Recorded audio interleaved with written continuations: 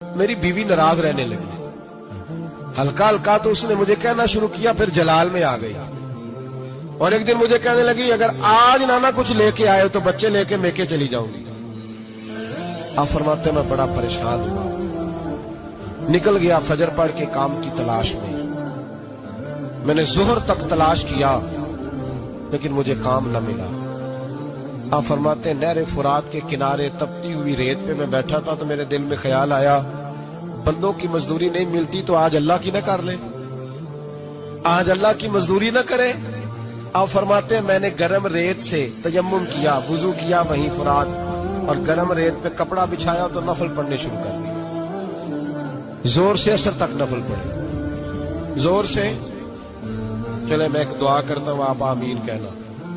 अल्लाह करे कि हम मगरब के बाद वाले नफल ही पढ़ने शुरू कर दें। नबी करीम सैयद आलम सल्लल्लाहु ताला अलैहि वसल्लम के गुलामों का हाल देखे, इबादत का हाल देखे। फरमाते मैंने कहा अल्लाह की मजदूरी करे, जोर से असर तक नफल पड़े गरम रेत पे। और जब असर हुई ना तो मैंने अपने रुमाल में ना थोड़ी सी रेत बांध ली। घर की दीवारें छोटी छोटी थी। मैंने कहा बीवी ने देखा ना खाली हाथ आया है तो अंदर से शोर करेगी, हम साए भी सुनेंगे, तो चलो जब देखेगी ना रुमाल में कुछ है हौसला करेगी, जब अंदर जाऊंगा तो समझा लूंगा। आप मुस्कुरा रहे हैं ना हल्का हल्का, इसका मतलब है इन बातों में काफी सदाकत है। पुराने बुजुर्ग कर गए तो इसका मतलब ये है कि इनमें बहरहाल काफी हद तक सदाकत है। ये शोर होते रहते। कहते मैंने वो कहा कि चलो दूर से देखेगी तो घर जाके समझा लूंगा।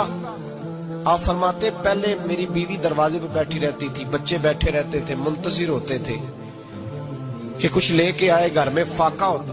आज मैं गया तो शोर ही कोई नहीं, कोई शय नजर ना आई। वो रेत से भरा हुआ मेरा पल्लू मैंने दरवाजे के साथ रखा, अंदर चला गया। बीवी को आवाज दी, कहाँ हो? कहने लगी मुंह हाथ धो लो, मैं रोटी लेके आई।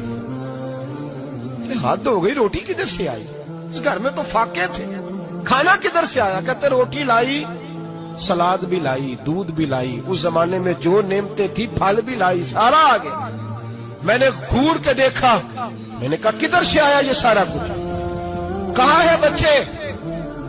कहने लगी रोटी खा के बाहर निकल गए। मेरे दिल में ख्याल आया, मेरी बीवी का किरदार तो चांद से ज्यादा उजला है, तो ये सारा कुछ कैसे आया? मैंने कहा ये कहां से आया सारा कुछ? तो कहती है मेरी तरफ देख के कहने लगी, पता नहीं आज किस करीम की मजदूरी करने चले गए थे, पता नहीं किस करीम की मजदूरी पे चले गए थे।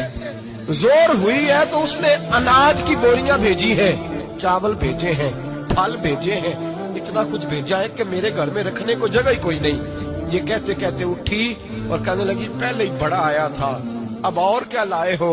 आप फरमाते मैं सख्ते में था, उसने जाके मेरा रुमाल जो खोला, मैं रेत लाया था, रब करीम ने हीरे बना दिए, वो हीरे बन गए। आप फरमाते कहने लगी किस करीम की मजदूरी पे गए थे?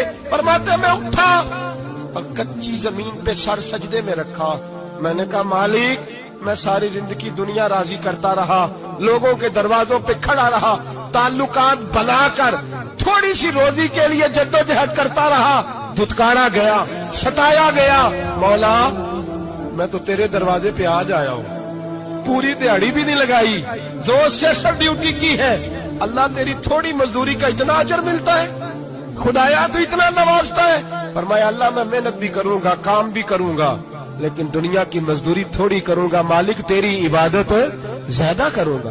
भाई याद रखो, हम सारी जिंदगी लोग कब्रों में चले गए, मस्जिद नहीं आए, कब्रों में अल्हाकुमुत तकासुर हत्ता ज़ुरतुमुल मकाबिर। कब्र में जाने का टाइम आया, लोगों की नमाजें पढ़ दी गई पर लोगों ने नमाजें शुरू नहीं की, नमाजें पढ़ दी। कहीं ले जाओ, शादी का मौका है तो वो कराची जाने को तैयार है, लेकिन चंद फरलांग पे मस्जिद है, मस्जिद जाने को तैयार है।